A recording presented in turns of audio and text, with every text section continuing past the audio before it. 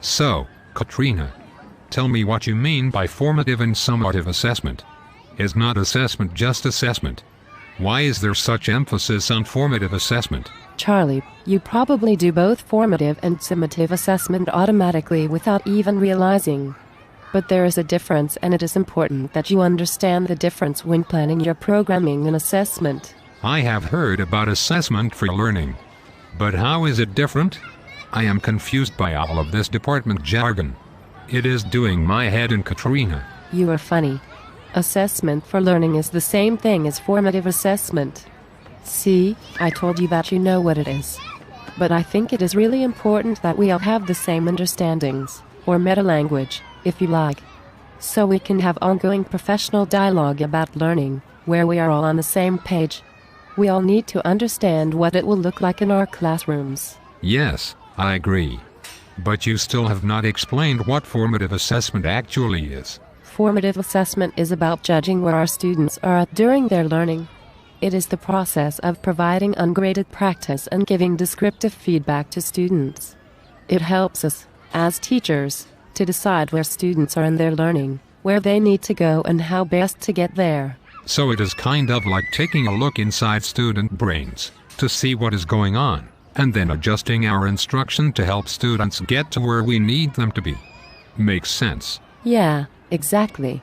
Formative assessment is about a culture of learning that helps students metacognitively reflect on their learning. I think it also helps students set goals and become engaged in learning and see a purpose, like a vision of their learning and where we are headed in the class. Charlie, it sure does. Formative assessment should allow students to practice and be corrected during the learning process, without worrying about grades. It is more about what they understand. It all sounds great, but how do we find the time to fit this ongoing assessment in? How can we do it? Well, without formative assessment, it is like teaching in the dark. If I do not gather a range of information along the way, how do I know they are learning what I have taught? I think it needs to be built in as part of our lessons. So basically you were saying that formative assessment information, that I call it, should determine the next steps in the learning. Absolutely. It becomes part of our instruction. The strategies we use to teach the next steps will depend on the information we have gathered about what our students understand so far. I hate to sound like I am showing off, but it sounds like formative assessment is actually the most effective way to differentiate in our classrooms. Mate, now you are talking. I could not have put it better myself. It is indeed adjusting our teaching in response to formative assessment information collected. Otherwise we would just be making assumptions about what students have learned. True. It allows us to look at which students get it, and which ones need a bit more practice. You certainly approach the planning of your lessons very differently if you know that the majority of the class were lost in the previous lesson. Who would have thought? Formative assessment actually drives differentiation. True differentiation actually is a response gathered through formative assessment. How do you think we as teachers can ensure we fit formative assessment into our lessons? Is there a really quick, easy way? I think it would be wrong to say that there is only one way. It can be in a range of ways. You probably already do them as a matter of course. So is something as simple as questioning formative assessment? Yes, it is. Some other examples are quizzes, observations, discussions, graphic organizers, think, pair, share, journals, exit cards, and peer and self-assessment. Okay, makes sense. What is an exit card, by the way? I've never heard of that one before. It is about purposefully wrapping up the lesson, and it gives me a chance to see what students understand.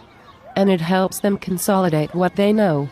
They have to complete the exit card before they leave the class. Sometimes it is answering some questions. I like to mix it up.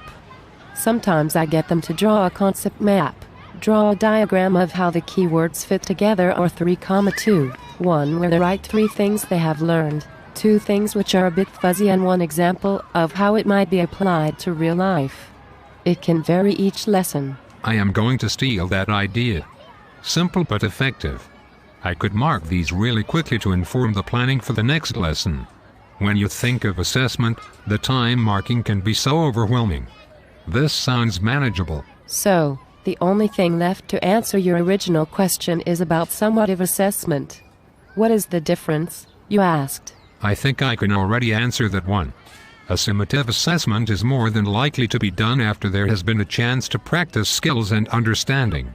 In other words, it is done after a longer series of lessons, rather than the check during lessons. Couldn't have put it better myself.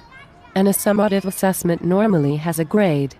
It usually takes the form of a test, project, or assessment. I think it would be fair to say that formative assessment puts students in the center of learning, so they can succeed as much as possible in summative assessment. Charlie, you're a legend. Spot on. I think the next step is for us as educators to reflect on what opportunities we provide in our classrooms to assess formatively. That time to practice and the descriptive feedback we give to students, specific to the learning goal, is very important. Yes. There are some other questions I have in my mind about where homework fits into formative assessment. But I think that is enough for my brain right now. We can save that debate for next time. Yes, I think we can leave it at that for now. We need to think about a specific unit now, and have a think about where our summative and formative assessments fit in. Awesome. I can't wait to get started on those rubrics.